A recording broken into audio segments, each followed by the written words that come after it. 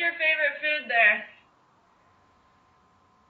When I was in Napoli, the pizza was my favorite, but here in Crotone, I've just had really good everything. They have something called Parmigiano, which is basically, they do like a meat, it's like a lasagna, but instead of using like lasagna noodles, the pasta part, they use eggplant, and they use that as like the noodle part, and then they bake it in the oven, and it's pretty good. You eat eggplant? Yeah. Oh, that's weird. You didn't like vegetables when you lived here. No, but the eggplants they do here are always like hidden inside like the food. So the eggplant's like super tame. It's not very powerful, so I don't mind it at all. Have you had anything weird when you go over to members' houses? They have given us pig skin before. Football. Did you eat it?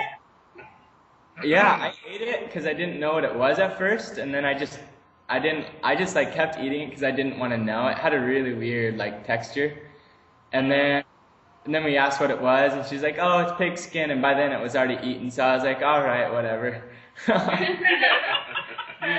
Your skin looks a little leathery, so I was wondering what that was.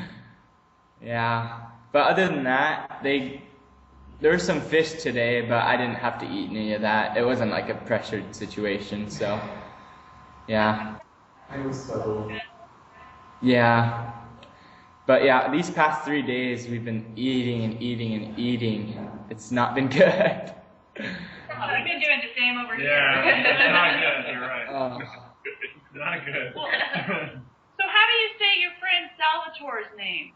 Salvatore? Salvatore. Salvatore. Yeah, Salvatore. He's actually here in the church.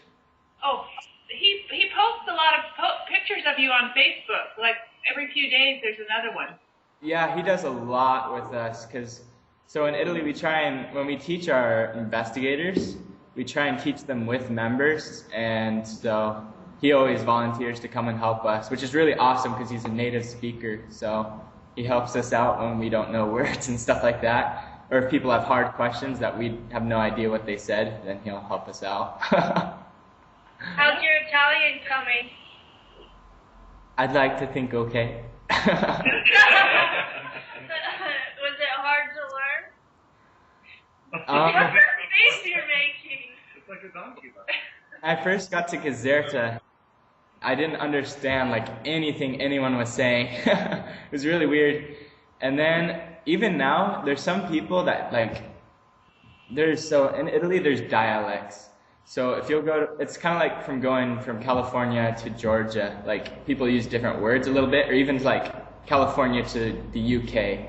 They think, I don't know, words are like different. So when you go from region to region, like Caserta to Crotone, like they change a lot of stuff. They use a lot of different words. They have dialects. So in Caserta, they spoke Napolitano and Casertana. There's two dialects. Here in Crotone, there's Crotonese. And since it's the district of like Calabria, there's also a little bit of Calabrese. And so I knew more Napolitano than I do Crotonese. In Napoli, it's kind of a mix of Spanish and Italian plus whatever else they found. I don't even know. So it's really weird. Yeah. When is your next transfer date?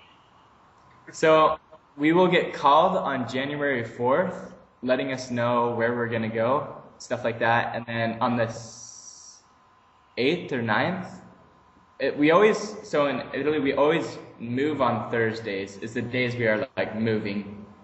And we get called the Saturday before to let us know if we have to move that next Thursday. So the way they do it typically is if you're going anywhere from like the south, like Sicily or maybe Crotone, and you're going north towards Rome, then you'll leave on Wednesday night. But if you're going from like Rome or Napoli and heading south, you'll leave on Thursday. So you travel in groups as missionaries. So like if I was going to Rome next transfer, I'd go from probably Crotone, travel up on a train through Napoli, pick up all the Napoli elders and then go up with the Napoli elders to Rome, whoever is getting transferred from Napoli. So it just depends. Yeah. So how was your little trip to Sicily? Oh, that was awesome.